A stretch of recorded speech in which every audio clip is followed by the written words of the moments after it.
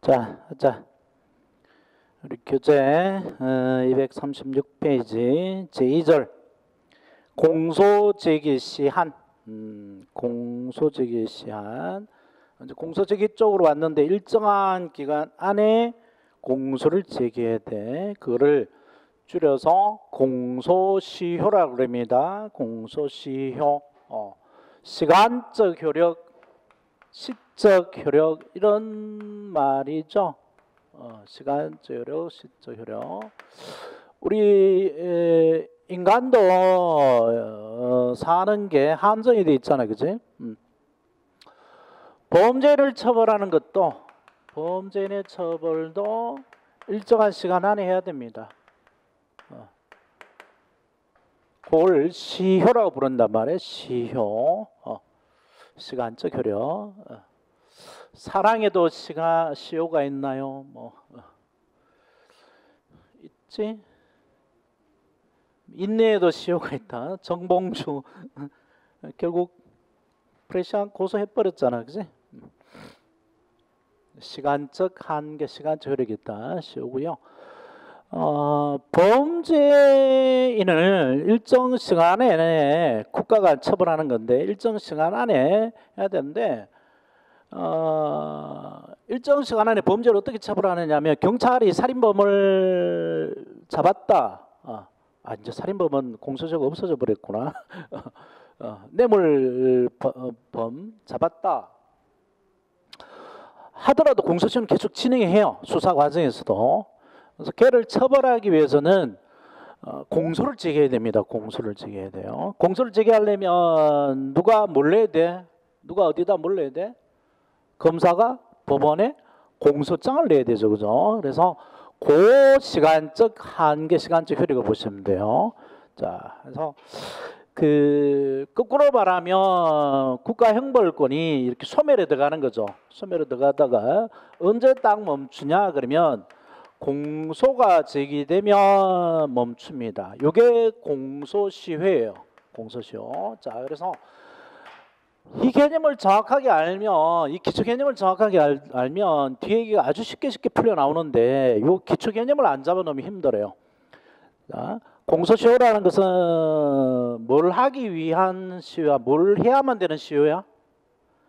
공소를 제기해야만 되는 시효죠, 그죠? 공소를 제기할 수 있는 시간적 효력을 줄인 말이 공소시효니까, 그지? 공소를 제기할 수 있는 시간적 효력을 줄인 말이 공소시효니까, 공소시효는 공소를 제기할 때까지만 진행이 되고, 그래 공소시효가 쭉 진행이 되다가 뭐가 있으면 멈추겠어? 공소가 제기되면 멈추겠죠, 그죠? 권리를 알아란 말이야. 그 기초 원리가. 그래서 공소가 제기되면 딱 멈추고 재판하는 동안에는 공소 진행 안 됩니다. 재판이 끝나면 나머지 견이 진행되겠죠, 그죠? 계속. 공소는 공소시효 기간 내에 일정 기간 내에 제기해야 되는데 공소시효란 범죄가 종료한 후에도 일정 기간 공소가 제기되지 않는 경우에 국가의 소추권, 형벌권이죠. 형벌권이 소멸되는 제도를 말합니다. 이거하고 형법을 공부하면 형의 시효가 나오니까 그걸 갖고 와가지고 뭐 선생님 저 공소시효가 바뀌었던데요라고 이제 또 따지는 친구가 꼭 한두 놈씩 있어요. 형의 시효하고 공소시효를 구별을 못하는 사람이 꼭 있더라고. 초보 단계만 그런 줄 알았더만 공부를 꽤나 한 친구도 형의 시효하고 공소시효를 구별을 못해요. 그래서 이제 시효에는 민사시효가 있고요, 형사시효가 있어요. 시효에는 시적 효력, 법률상 시효에는 뭐 다른 시효도 있지만 형사시효도 있고요, 민사시효도 있습니다. 민사시효는 그 취득시효, 뭐 소멸시효 이런 것들이 있죠. 취득시효, 소멸시효. 소멸시효는 우리가 권리를 갖고 있더라도, 채권을 갖고 있더라도 10년간 그 권리를 법적으로 행사하지 않으면 소멸해버려요. 돈 빌려줬는데 10년 동안 갚으라고 하지 않으면, 법적으로 갚으라고 하지 않으면 소멸해버린다고. 그 다음에 상행위로 인한 건 5년 안에 끝나요. 그 다음에 취득시효는 뭐 10년이나 소유권 같은 20년 동안 남의 땅에다 말뚝박고 살면 그 땅이 자기 땅 돼버리죠. 취득돼버려요. 이런 거고, 형사시효는 세 가지가 있습니다. 자, 그 뭐 기초 개념으로 좀 알아두세요. 문제와는 잘 안 되는데 범죄가 있으면 그 범죄인을 잡아서 공소를 제기할 수 있는 시간적 한계, 공소를 제기하는 시간적 여력이 공소시효고요. 그 다음에 공소가 제기돼서 재판에 들어가서 재판이 또 일정 안에 끝나야 되죠. 몇십 년 내버려 둘 수 없잖아요. 그래서 이거는 이제 재판시효라고 말할 수 있는데 독자적으로 안 돼 있고요. 공소시효 규정을 갖다 끌어다 쓰도록 돼 있어요. 그래서 의제라는 것이 그렇게 만들다, 똑같이 만들다 이런 의미죠. 공소시효하고 똑같이 취급한다고 해서 의제 공소시효입니다. 한 25년으로 이제 변화가 됐죠. 공소시효도 1년부터 뭐 25년까지 있는 게 있고요. 이건 25년이고. 그 다음에 재판이 확정이 돼서 형이 선고가 됐는데 형이 집행될 때까지 진행되는 게 이게 형의 시효입니다. 형의 시효. 이건 형법에 규정돼 있고 공소시효가 달라요. 근데 이제 둘이 숫자가 거의 비슷하니까 이 세 가지가 이제 동시에 있을 수 있죠. 공소시효, 의제 공소시효, 재판시효, 형의 시효가 있는데 뭐 공소시효가 1년에서 25년, 형의 시효가 1년 30년이고 형의 시효는 숫자 뭐 외우는 거 이런 거 형법 시험에 기억하면 나옵니다. 이런 존재가 뭐 있나 없나도 잘 모르는데, 근데 형사소송법에서 공소시효는 숫자를 계산하는 문제가 나와요. 최근에 좀 뜸해졌지만 전혀 안 나오는 건 아니니까 계산하는 방법을 알고 계셔야 되고, 그 다음에 이거 만약에 경찰이면 이 중요합니다. 현실에서 바로 부닥치죠. 이 사건의 공소시효가 완성됐나 안 됐나. 공소시효가 완성됐으면 수사할 필요가 없는 거잖아요. 그래서 수사 종결을 바로 들어가면 되니까 이게 실무에서 굉장히 중요한 것 같고 이거 꼭 알아둬야 될 것 같은데 시험에서 등한시하고 있는 게 문제 같아요. 경찰 시험 이거를 등한시하고 있는 게. 그래서 꽤나 뭐 잘 안 나오다가 요즘에 이제 많이 문제되고 공소시효가 폐지가 이루어지고 막 논의가 되니까 시험에 나오는데 그런 게 있는 것 같아요.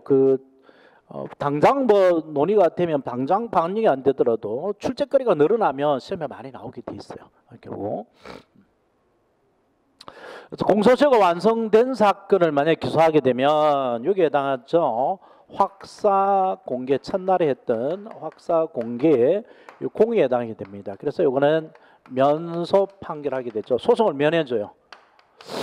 이 사건을 수사해서 검사 기소했는데 알고 봤더니만 이게 공소시효가 이미 완성된 사건이야. 이렇게 판사가 판단이 되면 이건 그건 범죄가 될지라도 소송은 우리가 면제준다. 처벌권이 없기 때문에 그런 재판하고 재판을 끝냅니다.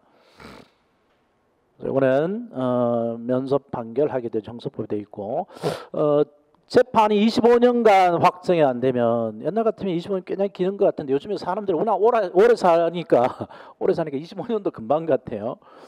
25년 지나면 그 공소시효가 완성되고 똑같이 생각해서 이제 면소 판결해야 되고요. 형의 시효는 집행을 면제합니다. 집행을. 근데 사형은 형의 그 시효가 30년인데요. 이 형의 시효가 이제 완성될 상황이 도달한 사람도 생겼어요. 왜냐하면 사형 집행이 지금 15년, 그 20년간 안 되고 있죠. 사형 선고는 있는데 형 집행은 안 되고 있어요. 그러면 이 사람 앞으로 10년만 더 살면 사형이 면제됩니다. 그러면 얘를 풀어줘야 돼? 이런 문제가 생기죠. 그래서 법을 만들어야 될 것 같아요. 조만간. 사형은 면제되더라도 걔를 계속 잡아놔야 되잖아. 그치? 무기징역보다 더 센 건데. 그래서 특별법을 안 만들면 형의 그 사형 집행을 못하는 사람을 석방해 줘야 되는 문제가 생깁니다. 입법이 공부해 오기 때문에 아마 그때 가면 뭐 특별법이 나오겠지. 자, 어쨌든 간에 형의 시효는 형법에 있고 이거는 신경 안 써도 된다. 숫자들은. 자, 이제 공소시효 기간을 보고요. 공소시효는 다음 기간으로 이제 완성이 되는데 숫자들을 좀 기억해야 됩니다. 자, 공소시효. 그 다음에 이렇게 공소를 제기할 때까지 걸리는 진행되는 게 시효고 공소 제기되면 멈추고요. 재판 진행 동안 때는 계속 진행이 안 됩니다. 그리고 그 재판이 끝나면 이제 나머지 기간이 진행이 되는 거죠. 공소시효는 법정의 경조에 따라 다음 견해 경고를 완성한다. 이 의미는 좀 이따 볼게요. 법정이 무슨 말인지. 자, 그래서 사형에 해당하는 범죄는 25년, 무기징역금고에 해당하는 범죄는 15년. 요거 암기해둬야 되고요. 그다음에 장기 10년 이상의 징역금고는 10년, 장기 10년 미만의 징역금고는 7년. 요 순서대로 쭉 돼 있죠. 장기 5년 미만하고 장기 10년 이상 자격정지 또는 벌금은 5년, 5년 이상의 자격정지 3년, 5년 이상의 자격정지, 구류, 과료, 몰수는 1년 이렇게 돼 있는데 이거 뭐 여러 번 읽으면 기억이 될 것 같지만 요 순서대로 생각하시면 돼요. 요 순서대로 되게 쉬워요. 요것만 딱 그려놓으면 아무리 해도 안 잊어버립니다. 사형이 25년이고 무기가 15년이다. 요것만 아시고 나머지는 10년, 7년, 5년, 3년인데 이거 되게 금방 가요. 10년 진짜 금방 가요. 이명박 뭐 벌써 10년 다 돼가잖아. 10년 됐잖아. 이명박 된 지가. 대통령 됐다가 그만둔 지도 5년 됐어요. 그러니까 공소시효가 완성됐다 이런 주장을 펴고 있는 것도 있잖아. 근데 요거 그래서 뭔가 공통점이 있죠, 그죠? 짝수가 별로 없죠. 홀수죠, 그죠? 왜 그럴까 하면 이 동양권에서는 홀수를 아닌데 짝수를 좋아하는 것 같은데 홀수가 이게 좀 귀한 숫자죠. 그래서 우리나라 사람이 3을 되게 좋아해요. 3을. 3에 300 얼마야? 9잖아. 9를 아주 신성시 여깁니다. 그래서 왕을 구룡포립이죠. 용이 9마리. 얘들은 구룡포립입니다. 그래서 9가 뭐 바둑 이런 것도 뭐 태권도 이런 것도 단도 9단까지만 그 10단이 별로 10단은 신의 경지로 봤잖아, 그지? 근데 하여튼 이런 식으로 돼 있고, 그래서 이것만 쓸 줄 알면 됩니다. 쓸 줄 알면 되고, 그 다음에는 이제 쉬워요. 그 다음에 요걸 쓰면 돼요. 10징, 5징, 10자, 5자인데 뭘 줄인 날이냐면 요 장기 10년 요걸 줄임말이야. 10년에서 10징, 5징 요걸 딴 거야. 10징, 5징. 15자, 10자, 5자. 뭐 이렇게 땄어요. 그걸 가지고 옆에 쭉 써놓으면 돼. 그래서 1, 3, 5, 7, 10, 15, 25 해놓고 그 사이에서 밑에서부터 5자, 10자, 5징, 10징 거꾸로 하면 10징, 5징, 10자, 5자 이렇게 해놓고 줄을 사선으로 끄면 돼요. 사선으로 쭉 끄면 장기 10년 이상의 징역은 10년 공소시효가, 그 다음에 10년 미만하고 5년 이상의 징역은 7년, 5년 미만의 징역하고 10년 이상의 징역은 5년, 그다음 10년 미만과 5년 이상의 징역은 3년, 5년 미만 자격증 1년 이렇게 하면 끝나요. 그래서 요 위 아래 위 아래 위 아래 위 아래 위 아래 위 아래 아래 이상이니까 위부터 나와야 될 거예요. 위 이상 아래 위 아래 위 아래 위 아래. 뭐 계산한 문제 나왔는데 최근 몇 년간은 좀 뜸하니까 안 나올 수도 있지만 실무에서는 반드시 알아둬야 된단 말이야. 가이노트에 그려놨어. 이런 거 메모한다고 시간 보낼까 싶어서 가이노트에 넣어놨어요. 응? 안 넣어놨나? 있잖아. 가이노트 62페이지에 넣어놨어. 거기에 사선만 이렇게 치면 돼요. 사선만. 자, 그 다음에 또 이거 그 시험에는 안 나오는데 반드시 알아둬야 될 게 있어요. 이거 그 다음에 벌금 과료 벌금은 5년, 과료는 1년이고 벌금 과료 구별하는 거 형법에서 해야 되는데 이거 형법에서 잘 강의를 안 하더라고. 벌금하고 과료가 어떻게 구별돼요? 5만 원부터가 벌금이고 5만 원 미만이 과료지. 과태료하고 또 달라, 그지? 안 내면 끌려가요. 구료 몰수가 1년이다. 벌금이 5년이고 그것만 기억하면 되겠고요. 자, 공소시효는 법정형이 다음에 따라 완성된다 했는데 한번 봐봐요. 형법 250제 살인죄는 사람을 살해한 자는 사형 무기 또는 5인승의 징계에 처한다 되는데 이제 고의 살인의 경우는 없어졌지. 공소시효가 없어졌는데 요걸 가지고 한번 해보죠. 만약에 살인 미수 같으면 이 법정형에 따르죠. 그래서 여전히 기억을 해놓긴 해놔야 돼요. 살인 미수.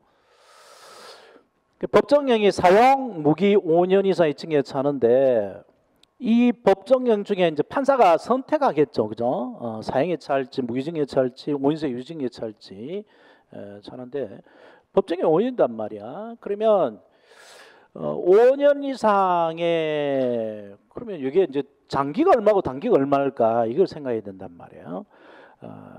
폭행치사장은 3년 이상 유징역에 처하도록 되어 있고요. 그다음 이제 형법 42조를 꼭 알아야 돼요. 42조. 이게 형법에서 기초 개념을 공부를 안 시켜주니까 이 기초가 없더라고. 이게 현장에 가면 반드시 이걸 모르고 이거 모르고 경찰을 어떻게 하는지 이해가 안 돼. 수사를 어떻게 하는지. 이거 모르고 가면 현장에서 싸우게 돼 있고 나중에 검사들한테 무시당하게 돼 있어요. 이거 모르고 가면. 징역 금고의 기간은 징역 금고는 무기 또는 유기라고 유기는 1개월 이상 30년 이하로 한다. 그래서 1개월이 단기입니다. 단기. 30년이 장기겠죠. 그죠? 장기고. 단 유기징역 금고의 형을 가중하는 데는 50년까지로 한다. 이렇게 돼 있으니까 그걸 가지고 이제 봐봐요. 사형 무기 5년 이상 유기징역인데 5년 이상이라도 몇 년까지만 가능해? 30년까지만 가능하고 가중할 때만 50년 될 수 있잖아요. 그죠? 자, 그러면 이거는 장기 몇 년의 징역에 해당하는 거야? 장기 몇 년? 요 30년이 장기야, 단기야?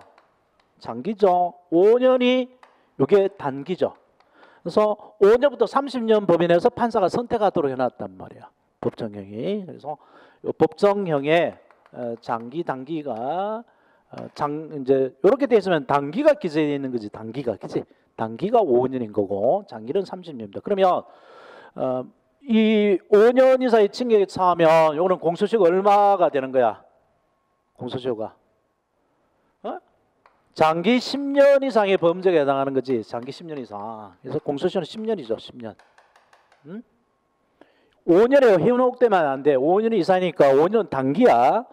공소시효는 다시 봐봐봐. 이거 장기야. 장기 10년 이상의 징역 금고가 바로 10년이란 말이야. 장기가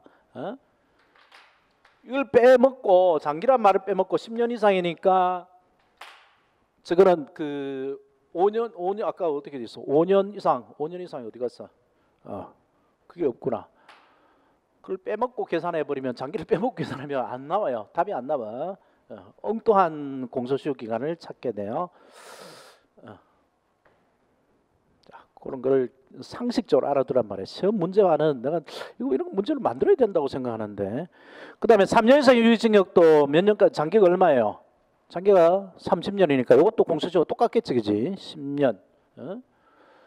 그 다음에 상해치사는 3년 이상, 폭행사도 3년, 다 장기가 10년입니다. 근데 절도로 한번 봐봐요. 타인의 재물을 절취한 전 6년 이하의 징역 또는 1천만 원의 벌금에 처한다고 되는데 6년 이하의 징역이라 하더라도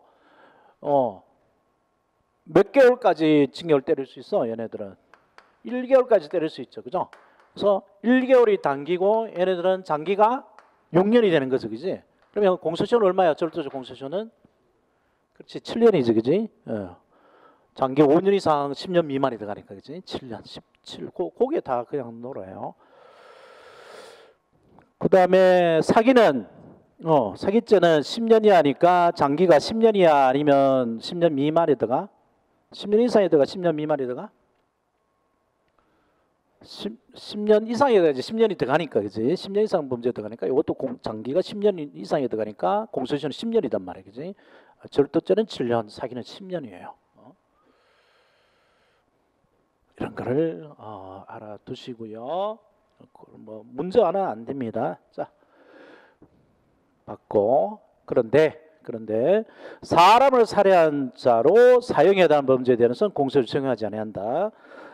고의 살인의 경우는 이제 안 들어갑니다. 별표 해놓고요. 근데 종범은 제외한다. 이거 아까 내가 그 미수라고 했구나. 미수도 사형에 해당하는 살인에 해당하는 범죄잖아. 종범이 바로 방조범이죠. 방조범. 방조범의 경우에는 방조범 종범의 경우는 살인 방조범의 경우는 살인 종범의 경우는 공소시효가 여전히 적용되는 거죠. 그죠? 그래서 25년이 지나버리면 살인 종범도 방조범도 처벌할 수 없어요. 그죠? 살인범은 이제 영원히 처벌하는 거지, 그지? 고의 살인범은 공소시효가 없어졌으니까 사람을 살해한 자로 사형에 대한 범죄들은 공소시효 적용하지 아니한다. 즉 공소시효가 없어졌습니다. 근데 이게 소급 적용이 안 되도록 돼 있어요. 이 법을 개정한 그 밑에 얘기가 섞여져 있는데 개정한 그때만 적용됩니다. 다만 이제 고의한 살인의 경우에 공소시효 배제되고 과실이 결합된 경우는 여전히 공소시효가 적용됩니다. 그다음 맨 밑에 공소가 제기된 범죄는 판결의 확정 없이 공소를 제기한 뒤 25년 경과하면 공소시효가 완성된 것으로 간주한다. 이게 바로 의제 공소시효죠. 정확하게 말하면 재판시효입니다. 재판시효. 그다음에 참고를 보시면 참고 1에 개정법의 소급 적용 여부 나오죠. 개정법 소급 적용 여부.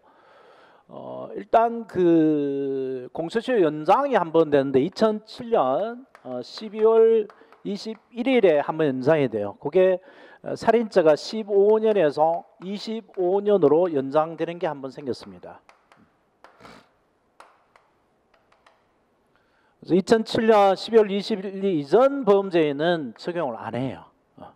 연장을 안 한단 말이에요. 그래서 이제 그걸 계산하면은 실제 이렇게 부닥뜨릴 수가 있는데 2007년 12월 11일에서 15년을 빼면 얼마야? 나는 계산을 잘 못해. 2년이고 1992년인가? 92에서 더하면 2007년 나오는구나. 1992년 12월 21일 이전의 살인범죄는 공소시효가 완성돼 버린 거지. 25년 안 늘어나요. 그래서 이걸 과거에 소급 적용 안 합니다. 왜 안 하냐 하니까 이 공소시효 기간을 뭐 깨구리 소년 사건 유명한 사건 많죠. 그놈의 목소리 사건 이런 사건까지 다 수사할 수가 없기 때문에 늘려놨고 요 늘려놓은 2007년 12월 20일 이후의 사건이면 적용됩니다. 이것도 이제 10년 다 돼가네. 그 다음에 공소시효 이제 배제 규정도 2015년 7월 31일 날 이게 들어왔어요. 바로 태완이 사건, 태완이법이라는 것이 만들어졌죠. 그 황산 테러 당한 태완이라는 애가 죽으면서 그 여론 때문에 이 규정이 들어왔는데 여기도 살인죄의 경우에 공소시효를 배제시켜서 영원히 처벌하도록 했지만 2015년 7월 30일 이전 범죄는 적용을 안 합니다. 이전 범죄는. 그래서 공소시효 배제 개정 규정도 이미 공소시효가 완성된 사건은 소급효를 인정하지 않았습니다. 이미 완성된 사건.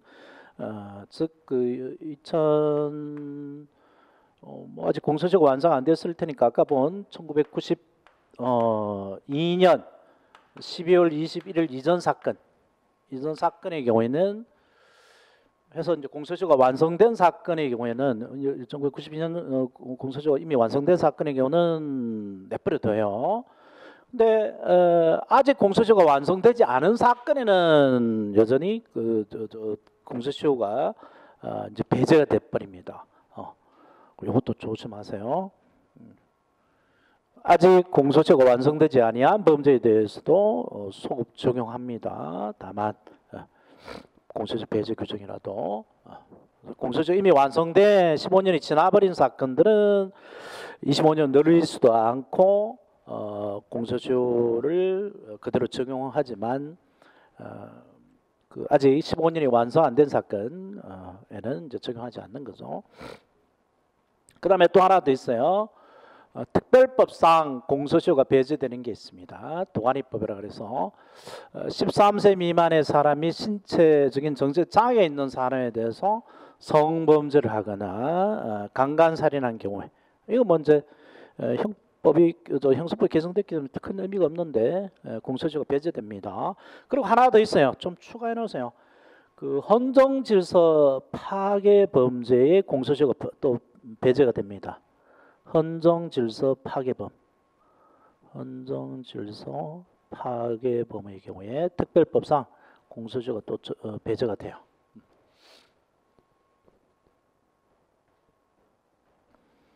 그래서 고의 살인으로서 사형에 해당하는 범죄, 그 다음에 13세 미만 및 장애인에 대한 성범죄, 살인치사 범죄, 성범죄, 그 다음에 헌정질서 파괴범, 이런 경우에는 공소시효가 적용이 배제됩니다. 그래서 언제든지 처벌할 수 있도록 해놨고요.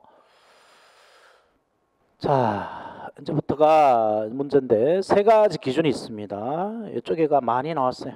시효 기간의 일단 기준, 시효의 기준이 되는, 즉 1년부터 25년까지 기준이 되는 형은 법에 정해놓은 법정형을 기준합니다. 이게 확실하기 때문에 그렇죠. 법정형이 기준이 됩니다.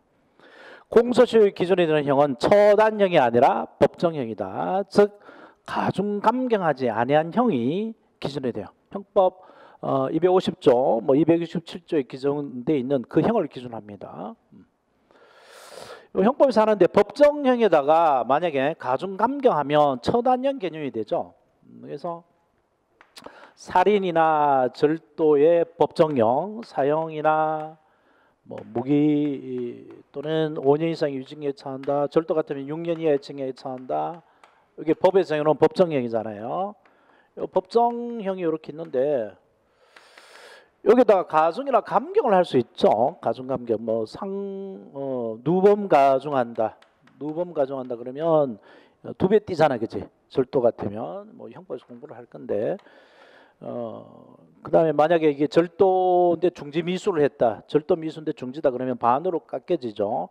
6년 이하가 3년 이하로 깎여지고, 사형이 무기가 7년인가? 5년이 2년 6개월 이렇게 반으로 깎여져요. 이게 처단형 개념입니다. 처단형. 6년 이렇게 그 범위 내에서 봤시 판사가 구체적으로 걔한테 맞게 선택해서 선고를 하면 그게 선고형이 되는 거죠. 객관적으로 확실한 건 이것밖에 없죠. 법정형밖에 없고 이거는 얼만큼 가중감경해야 되는지 알 수 없고, 그다음 판사가 어떤 형을 선택해서 선고를 할지 이건 판사 마음이 달려져 있으니까 제일 불확실한 게 선고형이죠, 그죠? 그래서 형법, 형사소송법, 공의, 법정형을 기준한 게 다인데 예외들이 한두 개가 있어요. 선고형을 기준한 것도 있긴 있습니다. 선고를 기준하는 것도 그거는 각 예외에서 보시고요. 그래서 법정형을 기준하고 법정형을 기준으로 하면 가중감경하기 전의 형을 말합니다. 가중감경 전의 형. 그런데 특별법상 절도 같으면 폭력행위 등 처벌에 관한 특별법, 그다음에 특정 경제 범죄 가중 처벌에 관한 법률, 특가법이라는 게 있죠. 특가법, 특정 범죄 가중 처벌에 관한 법률 이런 것에 적용을 받으면 그거 받으면 형이 아주 세져요. 형법상 뇌물죄보다 특가법상의 뇌물죄를 적용받으면 무기징역이 아니라 사형에 처할 수도 있습니다. 그 액수에 따라 형법에서 공부하실 텐데, 최순실이나 박근혜가 바로 형법상의 뇌물죄가 아니고 뇌물 액수가 워낙 많기 때문에 그 다 뇌물로 인정되면 특가법에 적용을 받게 되고, 그러면 무기징역도 가능하게 돼요. 거기에 의해서 가중감경된 거는 특별법상 가중감경해버린 것 때문에 그거는 처단형 개념이 아니고 법정형 개념이 돼요. 그래서 특별법에서 가중감경된 경우는 가중감경한 그 법정형을 기준합니다. 이 두 가지 구별하는 거 시험에 아주 많이 나왔었죠. 워낙 많이 나와서 이제 안 나올 정도입니다. 자,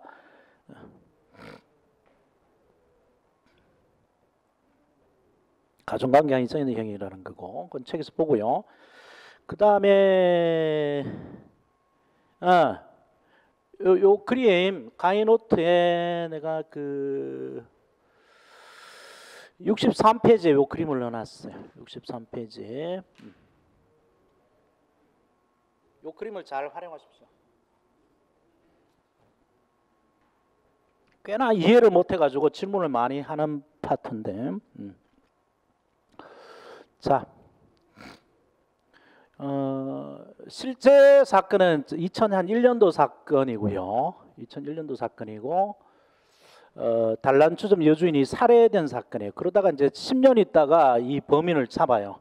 그 스토리는 가이노트 64페이지 개념잡기 케이스 공소시효에서 나와서 1990년도 사건이었구나.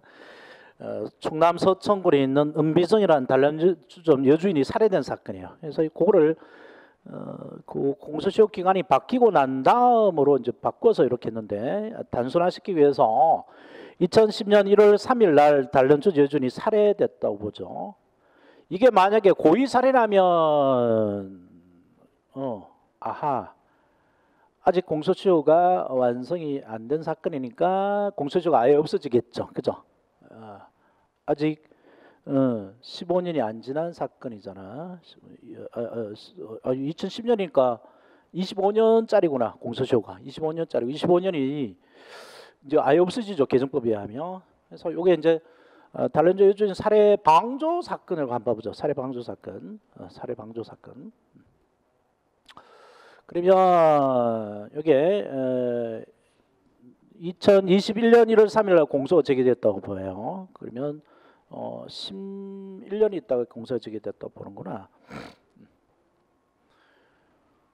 만약에 이게 살인 방조로 판명이 되면 공소시효는 25년이죠, 그죠? 그래서 2035년 1월 2일 날, 1월 당일날 1월 3일 들어가니까 나중에 왜 들어가는지 설명할 거고 1월 3일 날 들어가니까 1월 2일 24시까지 공소시효가 완성이 됩니다. 이때까지 공소를 제기해야 돼요. 살인 방조였다면 이 사건이. 근데 이게 그냥 폭행치사 정도였다. 폭행치사 정도였다 그러면 공소시효는 10년밖에 안 되죠. 10년밖에 안 되니까 폭행치사도 3년 이상 유기징역에 처하니까 장기 10년 이상의 범죄에 들어가서 공소시효 10년 됩니다.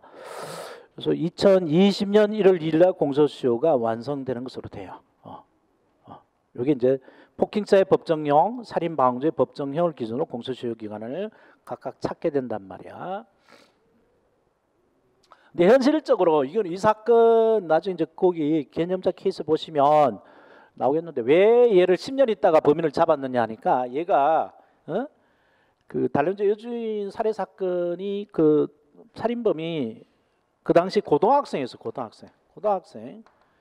고등학생이면 만으로 17세, 6세밖에 안 되죠. 16세 정도 되잖아. 주민등록이 아직 안 나와요.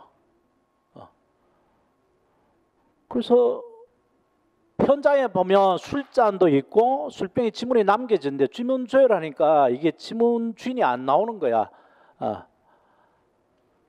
안 나와서 이제 미제 사건으로 창고에 처박혀가 있었는데 수사 기록이 10년 있다가 다시 한번 지문 조회를 하니까 범인이 뜬다고. 범인이 떠가지고 이제 걔를 잡아오니까 얘는 뻥 찌른 거지. 아니 그 아줌마가 죽었단 말이에요. 이런 식으로 나와.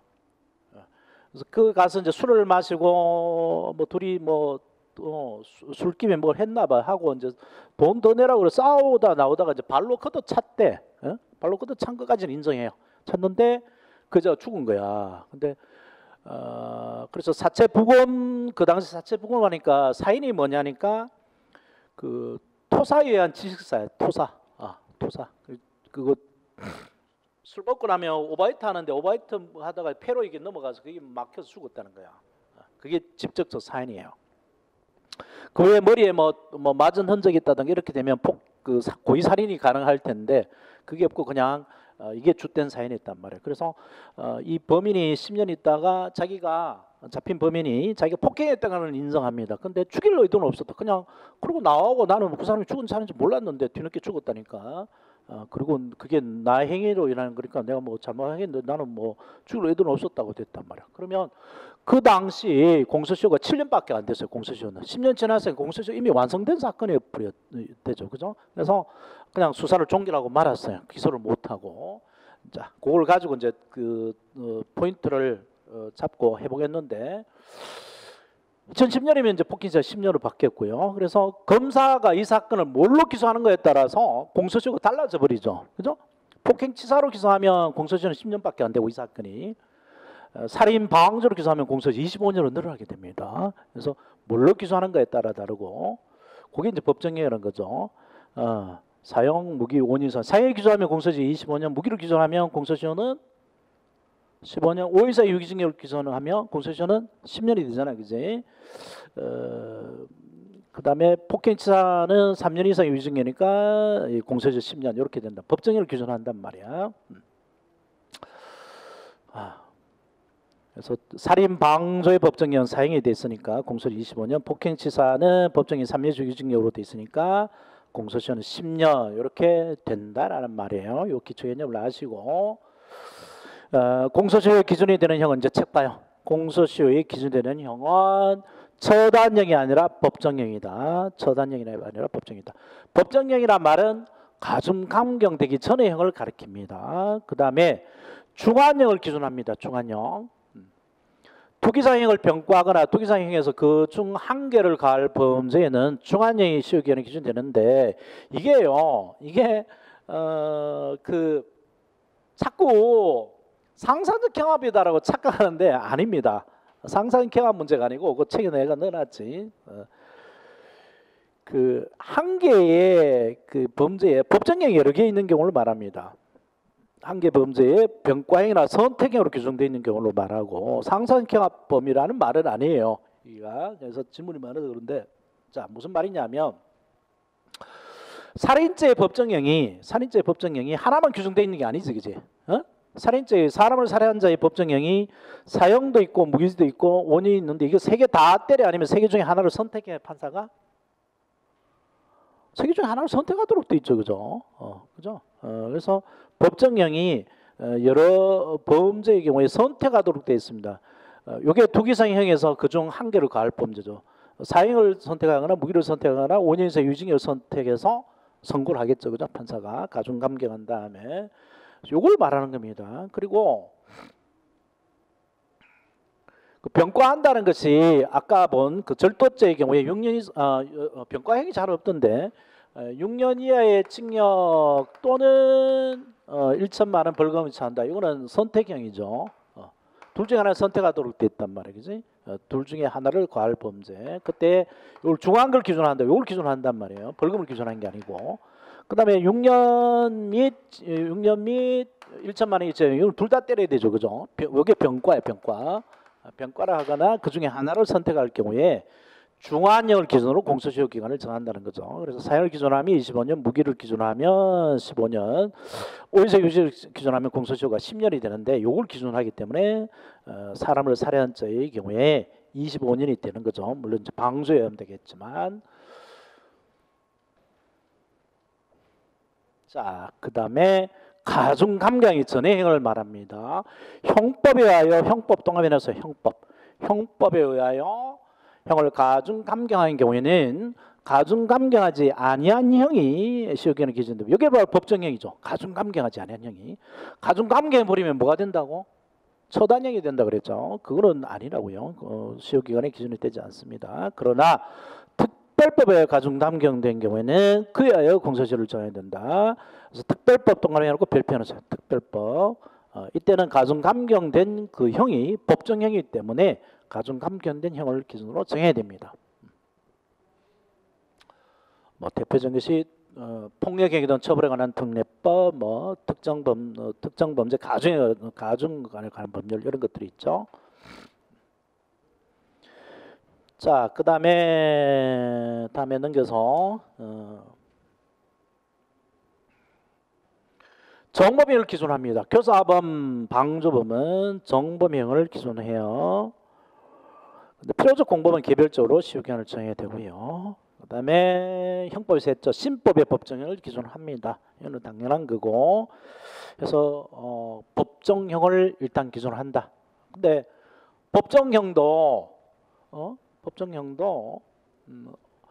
그 검사가 뭘로 기소했는가에 따라 달라진다 그랬죠. 그래서 두 번째 기준이 기준된 범죄 사실은 검사가 공소장에 기재해서 기소한 범죄 사실을 말합니다. 즉 공소 사실을 말해요. 공소장 기재 사실을 줄이면 공소 사실이 되는 거죠. 공소 사실. 검사가 공소를 제기한 공소 사실이고 이게 현실적 심판 대상입니다. 현실적 심판 대상. 이제 책에다 이 책에다는 써놨어요. 내가 보통 책에다가 안 써놓다가 써놨어요. 현실적 재판대상. 요걸 기준합니다. 요걸 판사가 재판할 그 대상을 가지고 공소시효 기간을 계산한단 말이에요. 그러면 써놨구나.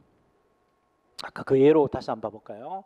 2010년 1월 3일 날 단란주준 여준이 살해된 사건의 경우에 그게 살인 방조 같으면 25년 공소시효는 25년에서 2035년 1월 1일 날 완성이 되는 거고, 폭행치사 같으면 공소시효는 10년밖에 안 되는데, 검사가 뭘로 기소했는가에 따라서 공소시효 기간이 달라진다 그랬죠, 그죠? 그래서 만약에 공소장에 살인 방조로 기소했다. 2021년에 21년 3일 날 공소정의하면서 살인 방조로 기소했다. 그러면 공소시효는 25년이 되는 거죠, 그죠?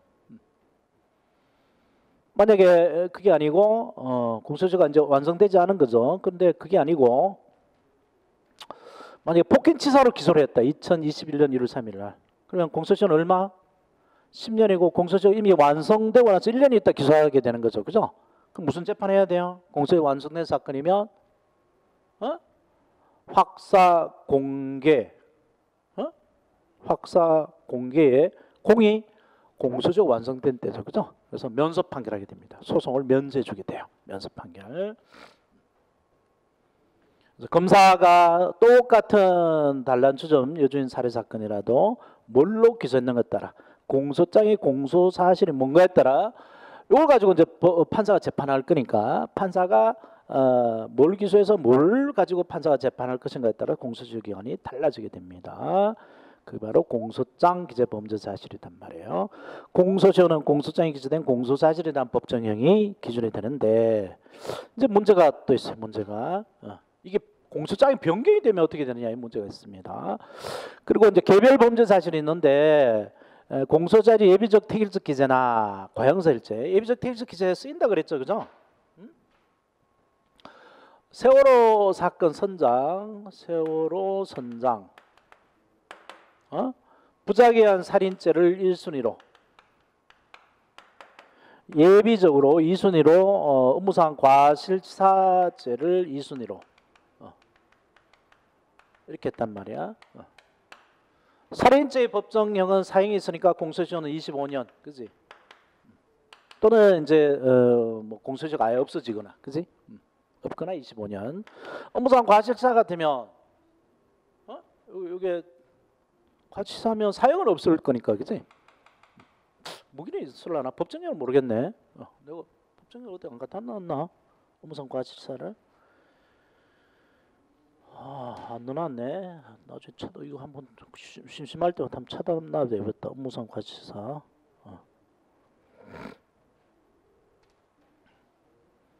그러면 만약에 무기가 돼 있으면 15년이고 무기가 없으면 공소시효 10년밖에 안 되는 거죠, 그죠? 이럴 때에 요게 예비적으로 기재되었다 하더라도 공소시효는 각 범죄마다 따로따로 정해지겠죠, 그죠? 이게 예비적 기재고, 그 다음에 하나의 행위로 수개의 죄에 해당했을 때, 행위는 하나인데 저지른 범죄는 여러 개. 돌을 하나를 던져서 사람한테 상해를 입히고 그 다음에 송계를 했다. 상해는 아마 10년이 징역이니까 공소시효가 아마 10년일 거고, 송계 같으면 요거는 아마 2년 이하의 징역일 것 같으니까 요거는 공소시효가 뭐 5년도 안 되겠죠. 그러면 각 범죄마다 법정형이 다 있으니까 그 법정형대로 공소시효 기간을 찾으면 되는 거죠, 그죠? 그래서 이때 가장 중한 죄 정한형의 기준이 된다는 견해도 있지만, 각 범죄 사실을 기준으로 개별적으로 결정해야 된다고 하는 것이 통설 판례입니다. 개별적으로 해요. 그게 판례입니다. 따라서 상상적 경합관계에 있는 어느 한 죄의 공소시효가, 이게 송계죄가 짧으니까 공소시효 완성됐다 하더라도 이 범죄의 공소시효는 그대로 살아있겠죠. 다른 죄의 공소시효까지 완성되는 것은 아니다. 이거 문제가 많이 되고요. 판례 별표 한 3개 놓으세요. 별표.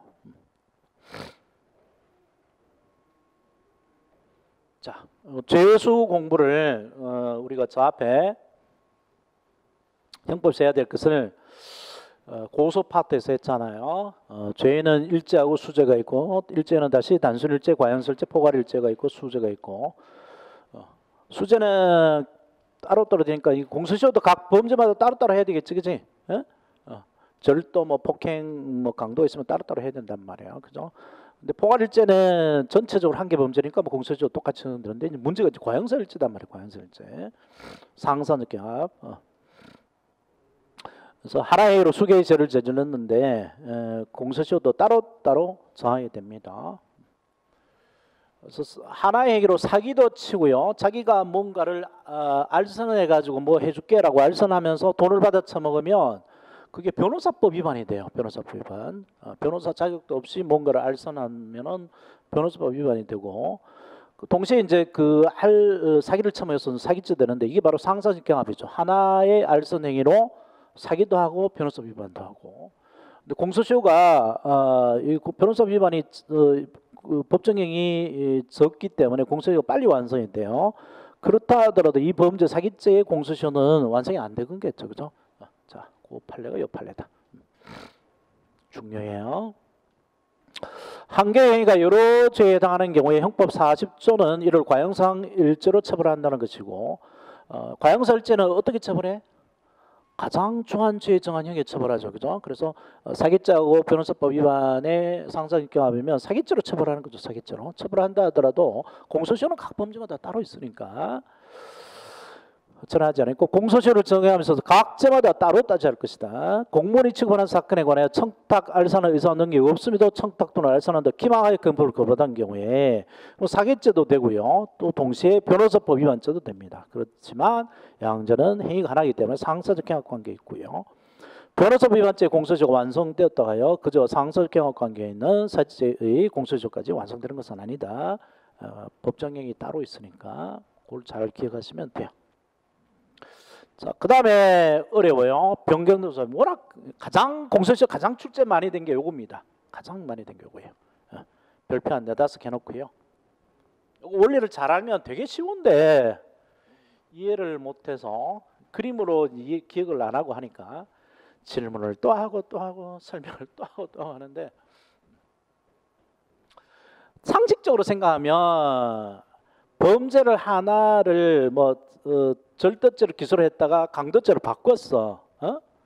그러면 공소시효는 뭘로 판단해야 될 거야?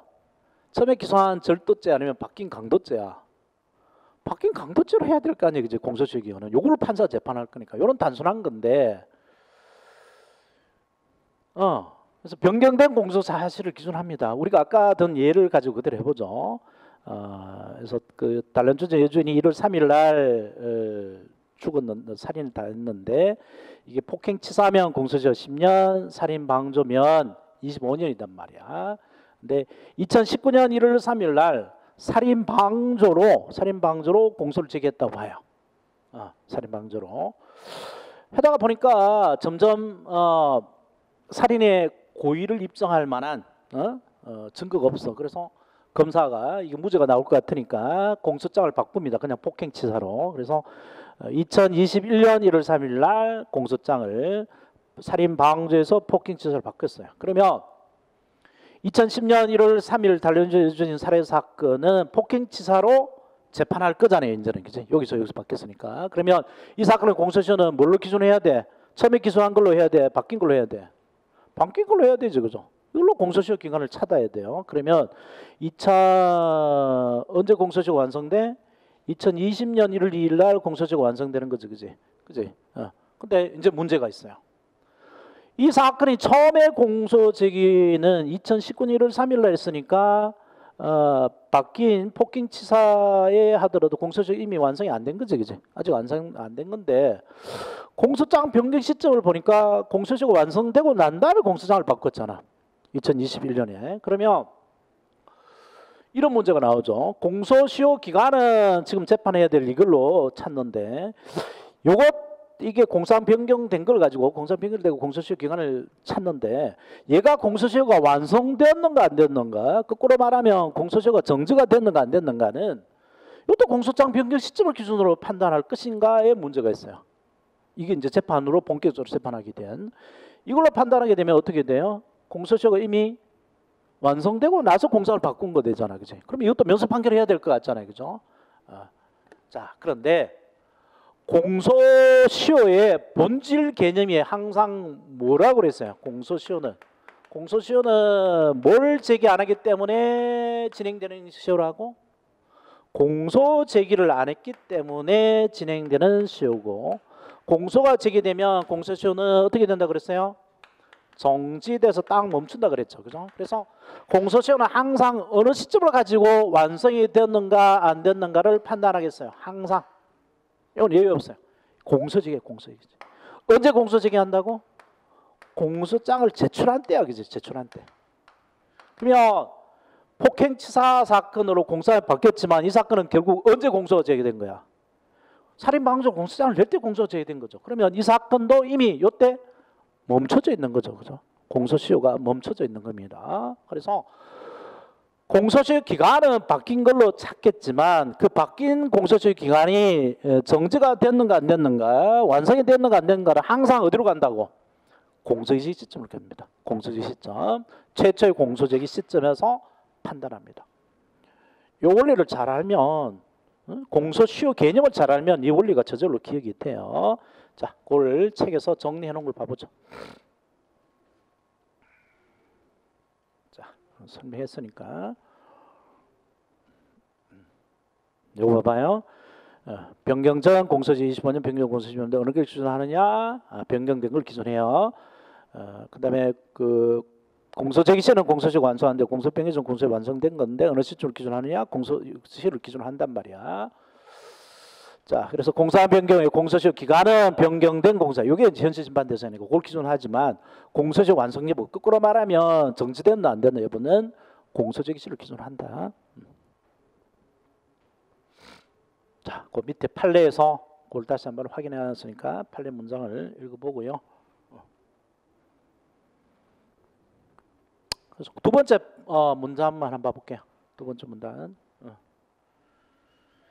공소제기 당시에 공소사실에 대한 법정을 기준으로 하면 공소제기 당시 항상 공소제가 완성된다고 여부는 공소제기를 기준으로 한다고. 아직 공소제가 완성되지 않았으나 변경된 공소사실은 법정을 기준으로 하면 공소제기 당시 이미 공소가 완성된 경우에는 공소시효 완성을 이유로 면소 판결을 선고해야 된다. 면소 판결. 근데 우리가 아까 본 그 예에서는 둘 다 이미 공소시효가 완성되기 전에 공소제기 됐고 공산 변경 전에 뭐 공소제기 된 것이 되니까 면소 판결을 할 게 아니죠. 자, 주의 같은 것도 잘 훈련을 하시고요.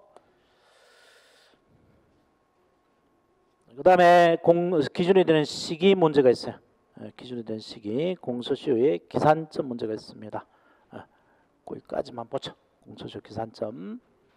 그래서 이제 두 개는 확실하게 알았죠.